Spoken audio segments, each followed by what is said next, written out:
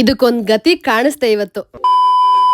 ಎಲ್ರಿಗೂ ನಮಸ್ಕಾರ and welcome to ನನ್ನ ವಿಡಿಯೋ. ಅಂಡ್ ನಿಮ್ಮೆಲ್ರಿಗೂ ಥ್ಯಾಂಕ್ ಯು ಸೋ ಮಚ್. ಯಾರೆಲ್ಲ ನನಗೆ ಇನ್ಸ್ಟಾಗ್ರಾಮ್ ಅಲ್ಲಿ ಇದು ಹುಂಡಿದು ರೀಲ್ಸ್ ಕಳ್ಸಿದ್ರ, ಇಲ್ಲಾಂದ್ರೂ ಒಂದು 50-60 ಜನ ರೀಲ್ಸ್ ಕಳ್ಸಿದ್ರ, ಅಕ್ಕ ನೀವು ಸೇವ್ ಮಾಡ್ತಾ ಇದ್ರ ನೋಡಿ ಈ ತರ ಆಗ್ಬಿಡುತ್ತೆ, ಸೊ ಹುಷಾರಾಗಿರಿ ಅನ್ಬಿಟ್ಟು. ಸೊ ಇದಕ್ಕೊಂದು ಗತಿ ಕಾಣಿಸ್ತಾ ಇದೀನಿ ಇವತ್ತು. ನಾನು ಓಪನ್ ಮಾಡಿದಾಗ ಯಾವ್ದೇ ರೀತಿ ಹುಳ ಮತ್ತೆ ಏನು ಆಗಿರ್ಲಿಲ್ಲ, ನೀಟ್ ಆಗಿತ್ತು. ಸೊ ಸ್ಟಿಲ್ ಭಯಕ್ಕೆ ನಾನು ಓಪನ್ ಮಾಡ್ಬಿಟ್ಟೆ.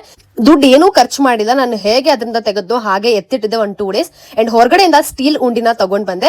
ಅಂಡ್ ಇದನ್ನು ಯಾರೋ ಹೇಳಿದ್ರು, ನಮ್ ವಸು ಹೇಳಿದ್ಲು, ಅಕ್ಕ ಅದು ತುಕ್ಕಿಡಿಯುತ್ತೆ ಅಕ್ಕ, ಅದ್ರಲ್ಲಿ ಯೂಸ್ ಮಾಡ್ಬೇಡ ಅಂತ. ಸೊ ಅದಕ್ಕೆ ನಾನು ನ್ಯೂಸ್ ಪೇಪರ್ ನ ಇಟ್ಬಿಟ್ಟು ಏನ್ ದುಡ್ಡಿತ್ತು ಅದ್ ದುಡ್ಡನ್ನ ಅದ್ರೊಳಗಡೆ ಹಾಕಿಟ್ಟೆ. ಅಂಡ್ ವುಡನ್ ಹುಂಡಿಯಲ್ಲಿ ಅಪ್ಪರ್ ಪಾರ್ಟ್ ಏನಿತ್ತು ನಾವು ಮಾರ್ಕ್ ಮಾಡಿ ದುಡ್ಡು ಹಾಕ್ತಿದ್ವಿ, ಅದನ್ನ ಮಾತ್ರ ಹಾಗೆ ಇಟ್ಕೊಂಡಿದೀನಿ. ಯಾಕಂದ್ರೆ ಮಾರ್ಕ್ ಮಾಡ್ಬಿಟ್ಟು ದುಡ್ಡು ಹಾಕಿದ್ರೆ ಸೊ 1 lakh ನಾನು ಸೇವ್ ಮಾಡ್ಬೋದು ಅಂತ ಅಂದ್ಬಿಟ್ಟು ಇದನ್ನ ಹಾಗೆ ಇಟ್ಕೊಂಡಿದ್ದೀನಿ.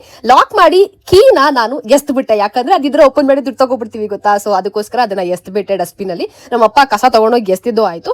ಸೊ ಇದನ್ನ ಹಾಗೆ ಇಟ್ಟಿದ್ದೀನಿ. 1 lakh ಆದ್ಮೇಲೆ ಖಂಡಿತ ನಿಮಗೆ ತೋರಿಸ್ತೀನಿ. ನಿಮ್ ಎಲ್ರಿಗೂ ಥ್ಯಾಂಕ್ ಯು ಸೋ ಮಚ್ ನನಗೆ ಅವೇರ್ನೆಸ್ ನ ಕೊಟ್ಟಿದ್ದಕ್ಕೆ. ಇಲ್ಲ ಅಂದ್ರೆ ಗೊತ್ತಿಲ್ಲದೆ ಅದಕ್ಕೆ ದುಡ್ಡು ಹಾಕ್ತಾನೆ ಇದೆ. ಸೊ ಮತ್ತೊಮ್ಮೆ ಥ್ಯಾಂಕ್ ಯು ಎಲ್ರಿಗೂ. ಸೊ ಇದಾಗಿತ್ತು ಹುಂಡಿ ಕತೆ. ಸಿಗ್ತೀನಿ ನಾನು ನಿಮಗೆ ನೆಕ್ಸ್ಟ್ ವ್ಲಾಗ್ ಅಲ್ಲಿ. ಓಕೆ ಬಾಯ್.